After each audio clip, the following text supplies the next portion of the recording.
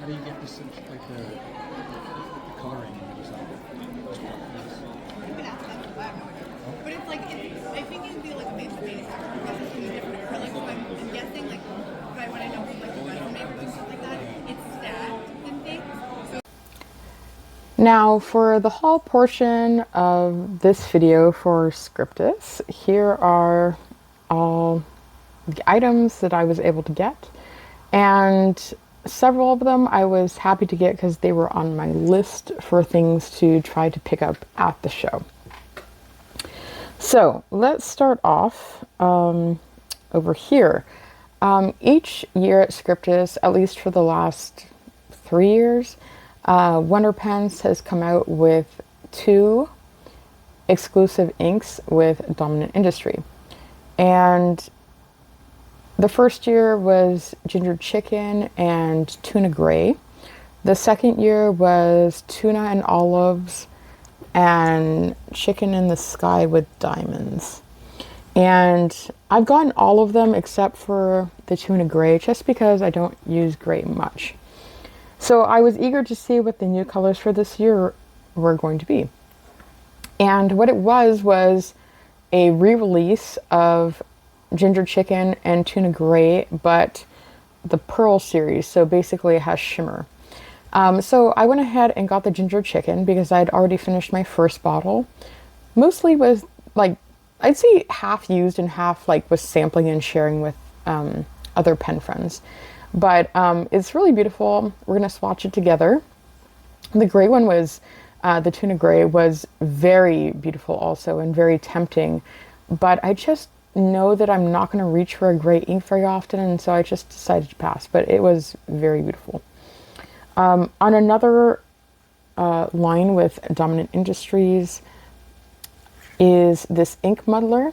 I think this has been out for a while, but it just caught my attention maybe a month or 2 ago that it existed.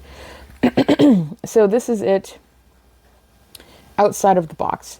Now it's a lot smaller than I was anticipating. The box is already quite small, but this is kind of a mini. Like, check this out. It's 3.5 inches.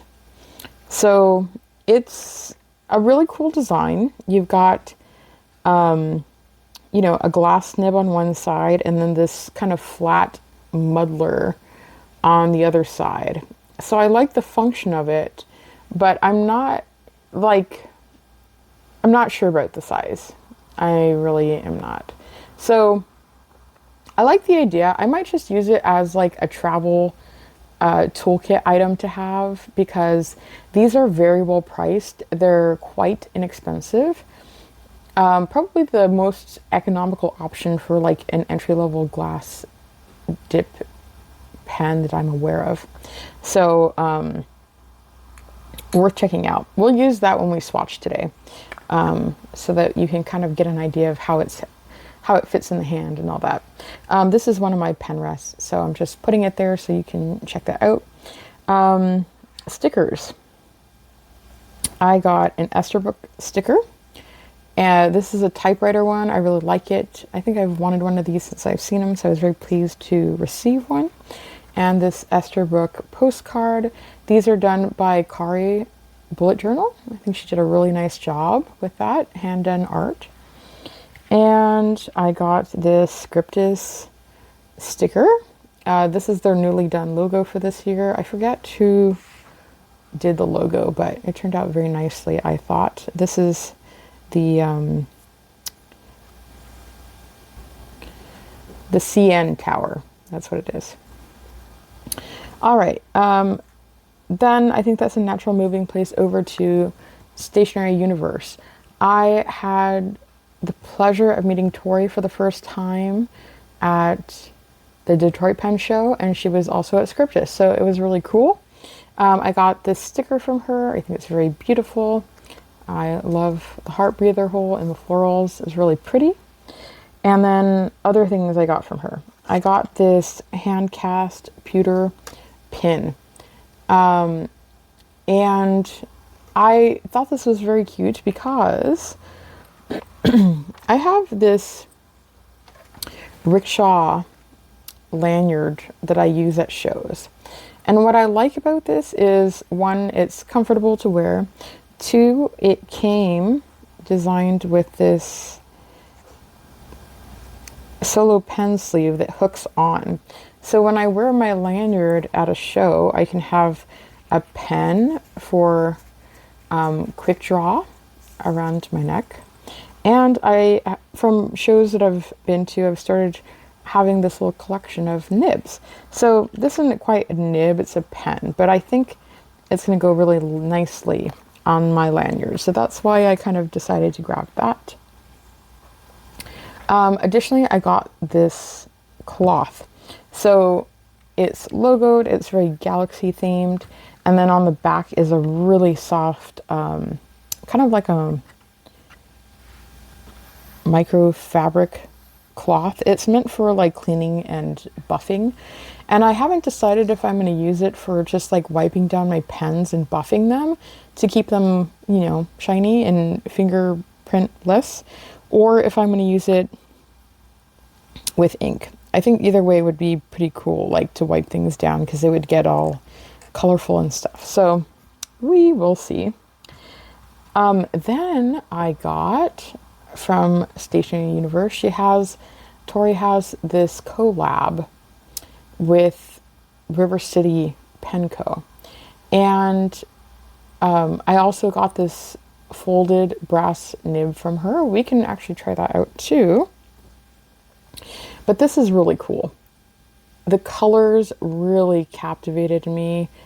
I love how the brown and the blue play off each other, and some gold. It's just very, very nice. It's a nice size too. The best feature, perhaps, is there are several brands now that have adopted using these plastic insert pieces for your nibs instead of the more original, traditional metal ones like that. And one, they work much better. And two, they don't scratch up, especially like the Kakamori nib. It fits really nicely. It doesn't rust. You know, there's lots of benefits to it. So it's lots of fun. Look at that. And that's kind of his signature mark. He does kind of this groove, sometimes once or twice. So we can try that out. And okay, we did this. Now there's a bit of a glare on this. That's why I was covering it, but there we go. I picked up the 2025 Travelers Company passport insert. So this is the pencil board, and I was on the fence about it. It's not like my favorite theme, but it kind of grew on me a little bit. So I decided to go ahead and get it. And I use the weekly horizontal and the monthly diaries in my passport. So now I'm all set. Don't have to worry about hunting these down anymore. And also, I think I did not mention, I got this Wonder Pens postcard. Oh, this was by Kari Blitjorn too, and it's an awesome job. I love how she did it. So yeah, that is my haul. So not a ton of stuff, but some nice things. Why don't we go ahead and do the ink swatching for the ginger chicken Pearl series with shimmer. And let's play with this ink muddler and this brass folded nib and nib holder. Okay, two little things I forgot to mention in my haul. I'm sorry. I got this London Pen Co. brass page marker. And the reason I forgot these two items is because they were already being in use on my desk. And so they got moved out of my stash bag. This is from Aijing Ink Trail. And when she released this and said that it was going to be available at Scritpus, I definitely had it on my list because it's wonderful and adorable in every way. I can actually show you how it stamps too.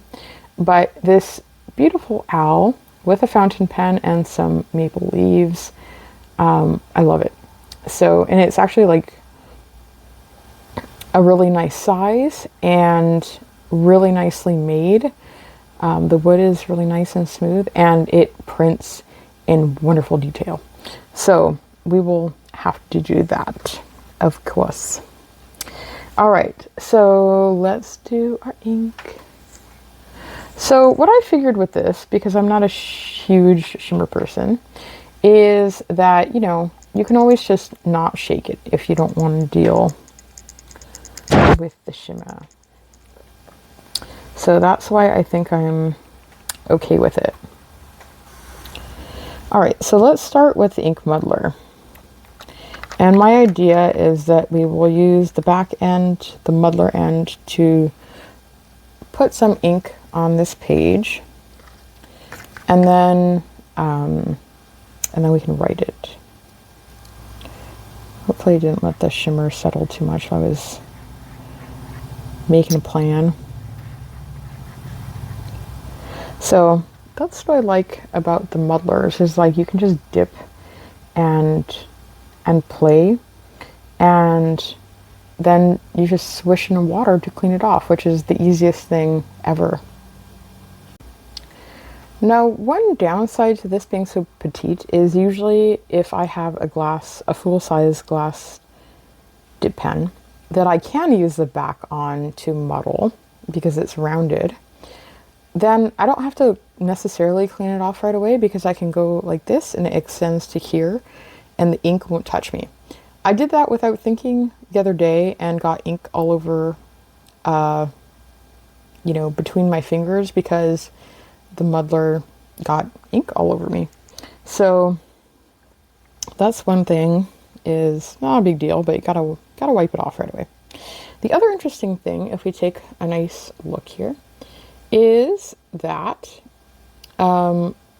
those ridges, the swirl, go up quite a bit. So it does have the capacity, it seems, though I haven't tested it, to hold a good amount of ink.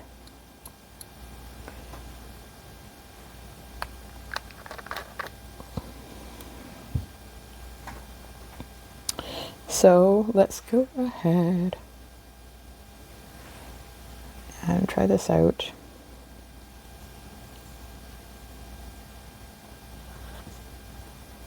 Dominant.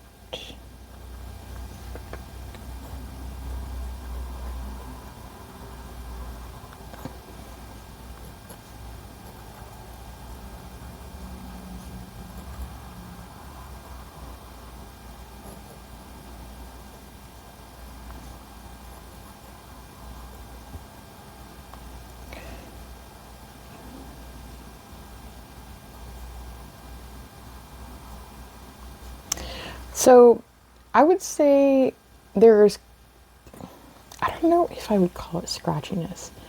It's not a very smooth nib. And so it kind of, you know, there's some friction on the paper.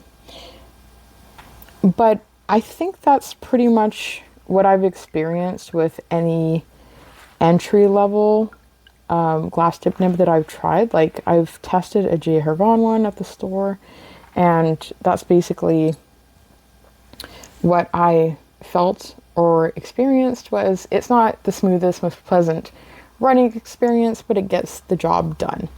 And I think for the versatility that it offers and the portability, because it's quite compact, and for the economic price that they offer it, it's a nice option. So we're going to let that dry. In the meantime, let's get out another piece of paper and try this brass folded nib and this River City Penco nib holder. So for those of you who are not familiar with Wonder Pens or this ink, Ginger Chicken, Wonder Pens is a really small family-owned shop in Toronto, and it has a very nice selection of, am I doing the wrong angle? There we go. Very nice selection of offerings and goods there. I don't really have this planned out here. I'll just okay. It seems to be maybe it's a learning curve for me, but it seems to be a little bit sensitive to angle, perhaps. Let's try writing on the back and see how broad or how fine of a line.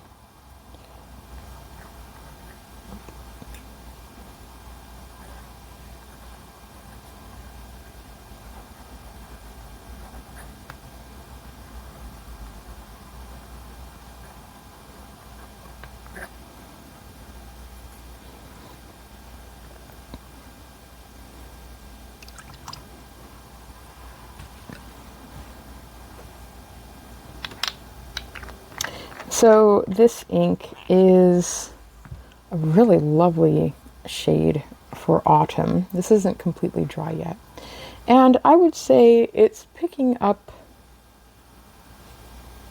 pretty true to tone on camera. Maybe just a little bit richer in person.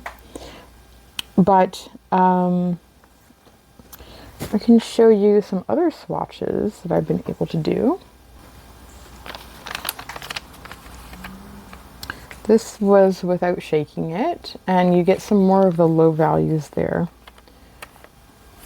So yeah, that'll be interesting to see it dry. Okay, I want to show you this beautiful stamp. Okay, here is a beautiful stamp that I did using this stamp pad. And I pulled this out, and then it reminded me that I got some cards from, is it Gotamago? I'm not sure how that would be pronounced. But I, again, took these out, put them away already, and forgot about it. So here's a beautiful sketch of the Toronto skyline slash landscape, the architecture, and this typewriter with an outline of the geography. So there's the company, and I really like these cards. They have some of my favorite cards I've picked up from Fiden have been of this company. So, whoops, sorry, I totally missed that. This kind of botching my little haul here, but there we have it. So I'm going to show you these swatches when they're dry, and we'll take a look at them. Here is the Dominant Industries Ginger Chicken dried, and the one with the folding nib I think is going to take a long while to dry, because it really seemed to write best when it was just dumping with ink. When I wiped it off, yeah, I don't know if it's a learning curve or if it's just more sensitive, but my point is this is still wet and it's going to be a while. So there is a look at it. Thank you for joining me for this video and for my haul. And I'll see you on the next one. Enjoy your pen shows, your hauls, and all your writing instruments that bring you joy. It's all up to you now.